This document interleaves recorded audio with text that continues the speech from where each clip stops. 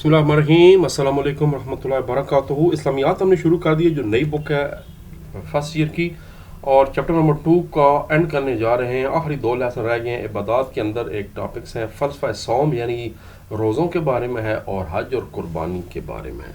तो 2 चैप्टर हमारे मुकम्मल हो जाएंगे। मगरिब भी करीब आ चुकी है, अजान शुरू होती है, तो हम वीडियो को रोक लेंगे। नमाज मुकम्मल करने के बाद वापस आके इसको फिर कंटिन्यू करेंगे। फ़लसफ़ा सौम में जनाब सबसे पहले तो हम रोज़े की अहमियत पढ़ेंगे, क्या फ़र्जियत कैसे है, इसका फ़लसफ़ा क्या है, क़ज़ा, कफ़ारा, फ़िदिया क्या है, और मसनून अमाल क्या हैं रमज़ान मुबारक में, और अमली ज़िंदगी में रोज़े के असरात क्या हैं, और रोज़ाना के जनाब तिलावत कुरान, इत्काफ़, सदका खैरात, फ़ितराना का अहतमाम हम रमज़ान में ज़्यादा करते हैं ताकि ज़्यादा से ज़्यादा फ़वाइद और नेकियां हासिल कर सकें, और MCQ भी करते हैं जाके सबसे पहले। उसके बाद वीडियो को रोक लेते हैं, नमाज वगैरह पढ़ के फिर दोबारा वापस आएंगे। रोज़े को अरबी ज़बान में सौम कहा जाता है। जिस रोज़े को अदा करना लाजम होता है और मुकर्रर वक्त पर होता है वो फ़र्ज़ मुअय्यन कहलाता है। जैसे रमज़ान के रोज़े याद रखें, या कोई आपने नज़र मानी थी, ये भी हम शॉर्ट क्वेश्चन भी करने जा रहे हैं।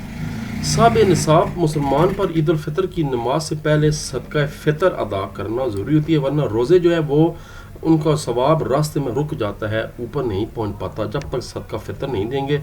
जानबूझकर रमज़ान मुबारक का रोज़ा तोड़ने वाले शख्स पर लाजम है कि क़ज़ा भी करे और कफ़ारा भी दे, दोनों काम करेगा। अभी आगे पढ़ते रहेंगे ये क्या है। मुकर्रर वक्त पर सहर अफ्तार से इंसान को दर्स मिलता है, नज़्मो ज़ब्त का दर्स मिलता है। पहला शॉर्ट क्वेश्चन है, सोम यानी रोज़े का मानी और मफहूम तहरीर करें। पेज नंबर 47 पर, ये जी पेज नंबर 47। कुरान मजीद में रोज़े को सौम कहा गया है। सौम का मानी है रुक जाना, सुबह सादक से लेकर गुरूब आफ्ताब तक खाने पीने और बाद दूसरी जायज़ ख्वाहिशात से अपने आप को अल्लाह ताला की रज़ा के लिए रोज़ा रखना, रोके रखना रोज़ा कहलाता है। लो जी, फिर अजान शुरू जा रही है और नमाज़ पढ़ते हैं बाद जमात जाके, और बाकी जिन्हें घर में पढ़नी है वो घर में पढ़ें, और लड़के जो हैं वो बच्चे सारे साहबज़ादे हमारे वो मस्जिद में जाएं। नमाज़ पढ़ने के बाद फिर वापस आते हैं। बिस्मिल्लाहिर्रहमानिर्रहीम जी, वेलकम बैक। और मुकम्मल करते हैं अपना अब जो हमारे लेसन है। शॉर्ट क्वेश्चन नंबर 2 है हमारा, रोज़े का फ़िदिया तहरीर करें। Page number 48।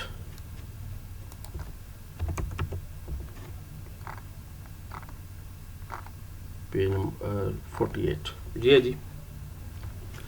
जो मुसलमान इतना बीमार हो कि इसके कभी तंदुरुस्त होने की उम्मीद ना हो तो वो हर रोज़े का फ़िदिया देगा। रोज़े का फ़िदिया एक मस्कीन को 2 वक्त यानी सुबह शाम का खाना खिलाना है।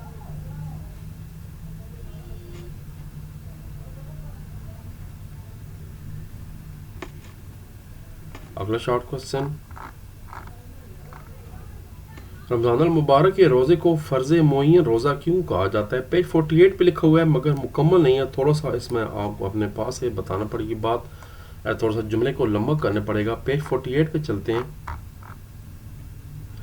तो आप बताएं कि फ़र्ज़ मुअय्यन वो रोज़ा होता है जो कि लाजम होता है और इसके अदा करने का एक मखसूस वक्त मुतय्यन होता है, जैसे रमज़ान का रोज़ा हो गया, या कोई आपने नज़र मानी थी नज़र मुअय्यन, तो उसका जो रोज़ा होता है वो भी फ़र्ज़ मुअय्यन रोज़ा होता है। इस तरह थोड़ी सी आप लंबी बात करके बता देंगे।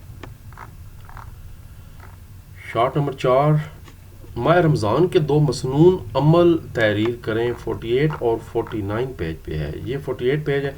कुरान मजीद की तिलावत करना रमज़ान में मसनून अमल है, यहाँ से शुरू करेंगे ऊपर वाली लाइन से। रमज़ान मुबारक में कुरान मजीद की तिलावत करना मसनून अमल है। नबी करीम सल्लल्लाहु अलैहि वसल्लम भी कुरान मजीद की तिलावत रमज़ान मुबारक में कसरत से एहतमाम फरमाया करते थे।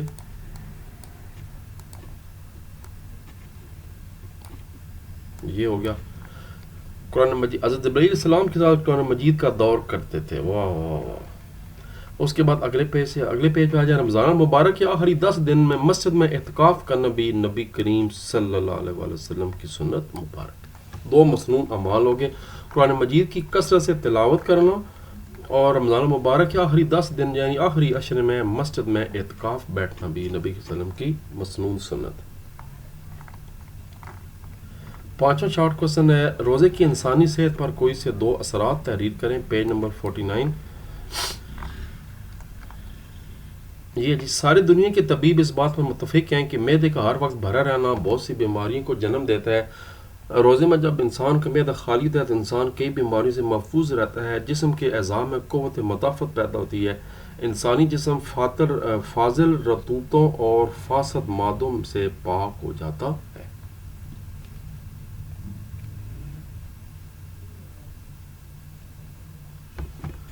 لانگ کوشچن جو ہے وہ پورا فل کرنا ہے، اس کا اب یہ ہے کہ موٹی موٹی باتیں آپ نوٹ کر لیں، وہ کر لیں جہاں سے شروع ہو رہا ہے۔ کچھ آئیڈیا آپ کو میں دے دیتا ہوں کہ کیا کیا شامل کریں اس میں۔ سب سے پہلے تو جو روزے کا مفہوم ہے وہ والا شامل کریں، جو ہمارا SQ1 ہے وہ شامل کر لیں یہاں تک۔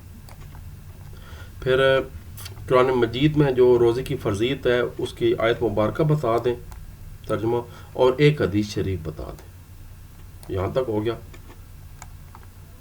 اس کے بعد روزے کے احکام مسائل بتا دیں کہ روزہ ہر عاقل بالغ صحت مند پر فرض ہے، اور جو روزہ نہیں رکھ پاتا یا جان بوجھ کر رمضان میں روزہ توڑے گا اس پہ قضا کفارہ دونوں لازم ہے۔ یہ لازمی بتائیں کفارہ کیا ہے؟ 60 روزے مسلسل رکھنا، قضا کے طور پر بھی ایک روزہ رکھنا، اگر درمیان میں روزہ ٹوٹ جائے تو پھر اثر 9 روزے رکھنا لازم ہے۔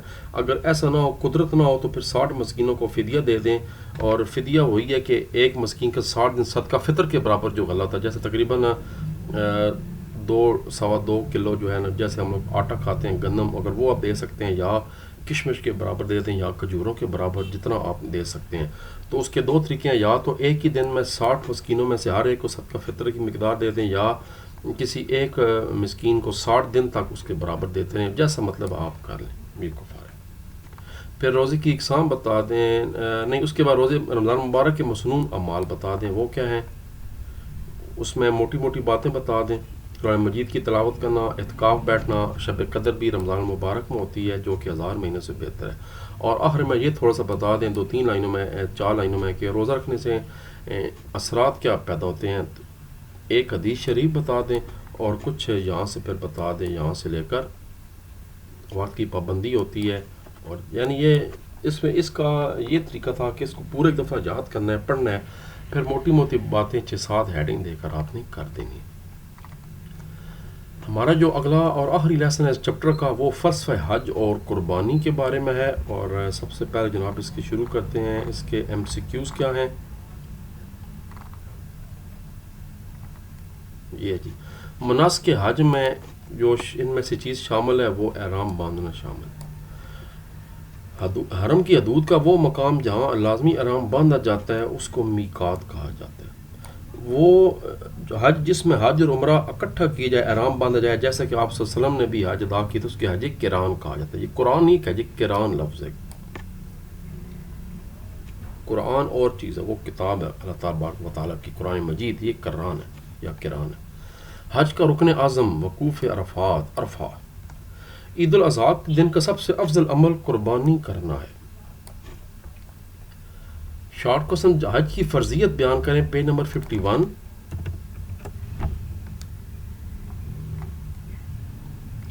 حج کی فرضیت کا حکم ہجرت کے 9ویں سال نازل ہوا۔ نبی کریم خاتم النبیین صلی اللہ علیہ وسلم نے اپنی حیات مبارکہ میں بھی وہی ایک حج کیا، پھر وہاں پر خطبہ بھی دیا مشہور، جس کو خطبہ حجۃ الوداع کہتے ہیں، اور وہیں پر دین مکمل ہونے کی آیت مبارکہ بھی نازل ہوئی، اور 4 عمرے ادا فرمائے تھے، اور ساتھ پھر اس کی جو ہے نا وہ آیت مبارکہ ترجمہ بتا دیں۔ اللہ تبارک و تعالیٰ کے لیے لوگوں پر اس کے گھر کا حج کرنا فرض ہے، جو کوئی بھی اس کی طرف جانے کی استطاعت رکھتا ہو، اور جس کسی نے کفر کیا تو بے شک اللہ تعالیٰ جہان والوں سے بے نیاز ہے۔ یعنی اگر کسی کی استطاعت ہے بھی اور پھر بھی حج نہ کرے اور ایسے ہی مر جائے تو ایک حدیث میں لکھا ہوا ہے کہ پھر یوں سمجھے کہ وہ یہودی نصرانی ہو کر مرا ہے، وہ پھر اسلام پہ نہیں مرا، کہ جس کے پاس استطاعت تھی اس کے باوجود اس نے حج نہیں کیا۔ شارٹ نمبر 2، کوئی سے 4 مناسک حج تحریر کریں، پیج نمبر 51 پہ ہے یہ بھی۔ یہ جی حج کے مناسک میں احرام باندھنا، اس کے بعد مینا میں قیام کرنا، وقوف عرفات ہو گیا، پھر مزدلفہ میں قیام ہو گیا، پھر جمرات یعنی تینوں شیطانوں کو کنکریاں مارنا، قربانی کرنا، حلف کرنا یعنی سر منڈوانا، طواف زیارت جس کو کہتے ہیں، اور صحیح کرنا شامل ہے صفا مروہ کے سے۔ اسی کے آگے تیسرا جو ہے نا وہ شارٹ کوسچن ہے، جو شرائط بیان کی گئی ہیں حج کے لیے۔ پہلے شارٹ کوسچن پڑھ لیتے ہیں۔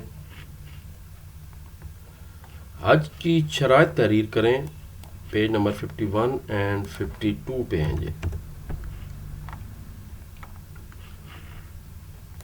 مرد اور عورت پر حج کے لیے لازمی شرط ہے کہ وہ مسلمان ہو، بالغ ہو، عاقل ہو، تندرست ہو اور اتنے مال کا مالک ہو کہ حج کے لیے ذات راہ کے علاوہ گھر میں اس کے اہل خانہ کے پاس بھی گزر بسر کے لیے مناسب رقم موجود ہو۔ یہ ہو گیا جی۔ پھر مرد کے لیے 2 بغیر سلی سفید چادروں کا لباس احرام پہننا بھی حج کے شرائط میں شامل ہے۔ یہاں تک کرنا۔ اگلا جو شارٹ کوسچن ہے وہ ہے قربانی کا فلسفہ بیان کریں، پیج 53 اینڈ 54 پر۔ یہ ہے جی آخری لائن 53 کی۔ قربانی کا فلسفہ یہ ہے کہ اللہ تبارک و تعالیٰ کی رضا کے حصول کے لیے اپنی خواہشات کو قربان کیا جائے، اور اس بات کا عہد کیا جائے کہ اگر ہمیں اللہ تبارک و تعالیٰ کی راہ میں اپنی جان بھی قربان کرنی پڑے تو ہم دریغ نہیں کریں گے۔ یہ اصل میں قربانی کا فلسفہ ہے، اور سب سے پیاری چیز بھی قربان کرنے کے لیے تیار رہیں گے۔ یہ فلسفہ ہے قربانی کا۔ 5واں شارٹ کوسچن ہے حج امت مسلم میں اجتماعیت کا کیسے فروغ کا سبب بنتا ہے؟ حج بذات خود ایک اجتماع ہے۔ یہ جی حج عالم اسلام کے اتحاد اور مساوات کا مظہر ہے۔ حج کے موقع پر امیر غریب کا فرق مٹ جاتا ہے، دنیا بھر کے مسلمانوں کے درمیان اخوت بھائی چارے اور اتفاق اتحاد کے جذبات پیدا ہوتے ہیں۔ حج کے موقع پر مسلمان آپس کے تعلقات، سیاست، تجارت، دفاع، تعلیم اور دیگر شعبوں میں تعاون کرتے ہیں اور ہم آہنگی کی فضا پروان چڑھتی ہے۔ یہاں تک کرنا ہے۔ لانگ کوسچن ہے حج اور قربانی کے احکام اور مسائل بتانے، یعنی حکم جو ہے پہلے وہ بتانا ہے، پھر مسائل بتانے۔ 52 اینڈ 53 پیج نمبر 52 یہاں سے شروع کریں گے۔ احکام مسائل۔ میقات کا پہلے ذکر آ گیا، جو جہاز سے جاتے ہیں مسلمان پاکستان کے وہ کہاں باندھیں گے؟ گھر سے بہتر باندھیں، ہوائی اڈے سے باندھیں، یا جہاز میں میقات سے پہلے باندھیں۔ تقریباً وہاں سے کوئی میرا خیال ہے 1000 کہتے ہیں کلومیٹر بنتی ہے اگر آپ ہوائی جہاز سے جا رہے ہوں تو، بتایا جاتا ہے باقاعدہ۔ لیکن عموماً جو ہم لوگ جاتے ہیں، آپ لوگ سارے جائیں بھی انشاءاللہ، گئے بھی ہوں گے، تو ایئرپورٹ پہ باندھ لیں تو بہتر ہوتا ہے، کیونکہ پھر 2 نفل بھی پڑھنے ہوتے ہیں۔ پھر اس میں حج کے اقسام بتا دیں، جو مکہ مکرمہ کا رہائشی ہے اس کے لیے کیا ہے، نیت کون سی ہے وہ بتانا ہے۔ وہ عموماً حج مفرد کرتے ہیں جو کہ مکہ مکرمہ کے رہائشی ہیں، اور حج کی اس قسم کو حج افراد یا حج مفرد کہتے ہیں۔ جو شخص میقات سے نیت کرے کہ احرام باندھتا ہے کہ وہ عمرہ بھی کر کے احرام اتار دے گا اور ذوالحج 8 کو دوبارہ پھر احرام باندھے گا، اس کو حج تمتع کہتے ہیں۔ اور اگر عمرہ حج دونوں کی اکٹھی نیت کرتے ہیں تو اس کو حج قران کہتے ہیں۔ نبی کریم خاتم النبیین صلی اللہ علیہ وسلم نے بھی یہی حج ادا فرمایا، اور اس کی فضیلت ہے سب باقیوں سے۔ پھر اس میں جناب آپ باقی بتا دیں گے کہ 8ویں ذوالحج سے آگے پھر کیا کرنا ہے۔ سارے فجر کی نماز کے بعد احرام باندھنا ہے، 2 رکعت نماز پڑھنی، حج کی نیت کرنی ہے، تلبیہ بتانی ہے، لبیک اللہم لبیک، لبیک لا شریک لک لبیک، ان الحمد والنعمت لک والملک لا شریک لک۔ اس کے بعد مینا چلے جائیں، مینا مکہ مکرمہ سے چند کلومیٹر کے فاصلے پر ہے۔ پھر وہاں سے اگلے دن میدان عرفات جانا ہے، جو سب سے مرکزی رکن ہے، وقوف عرفہ۔ وقوف عرفہ کا مطلب ہے عرفات کے میدان میں ٹھہرنا، یعنی وقف کرنا، قیام کرنا۔ یہاں پھر ظہر عصر کی نماز اکٹھی ادا کی جاتی ہے، اس کے بعد مزدلفہ پہنچا جاتا ہے، وہاں مغرب عشاء کی نماز اکٹھی ادا کی جاتی ہے۔ پھر مزدلفہ کے میدان میں اگلے دن جمرات سے کنکریاں اکٹھی کی جاتی ہیں مارنے کے لیے، اور فجر کی نماز ادا کرنے کے بعد سورج نکلنے کا انتظار کیے بغیر مینا کی طرف روانہ ہونا ہے۔ وہاں جناب 3 میں سے آخری جمرہ جس کو جمرہ عقبہ کہتے ہیں اس کو 7 کنکریاں مارنی ہیں، پھر حلق کروانا ہے، پھر حاجی احرام اتار کر غسل وغیرہ کرتے ہیں اور لباس پہنتے ہیں۔ اس کے بعد پھر مزید 3 راتیں آپ نے وہاں پر گزارنی ہیں ہر روز تینوں، پھر اس کے بعد شیطانہ کو کنکریاں مارنی ہیں۔ اس دوران کسی وقت بھی جا کر آپ نے خانہ کعبہ کا طواف کرنا ہے اور صفا مروہ کی صحیح کرنی ہے، تو حج آپ کا مکمل ہو جاتا ہے۔ اس طواف کو طواف زیارت کہا جاتا ہے، یہ بھی فرائض میں شامل ہے۔ اگر کوئی شخص 12 ذوالحج کو روانہ نہ ہو سکے مغرب تک اپنے گھروں کو، تو پھر اس کو 13 تاریخ کو بھی پہلے کنکریاں مارنی ہوئی، اس کے بعد گھر میں جانا ہوگا. حکم آ گیا.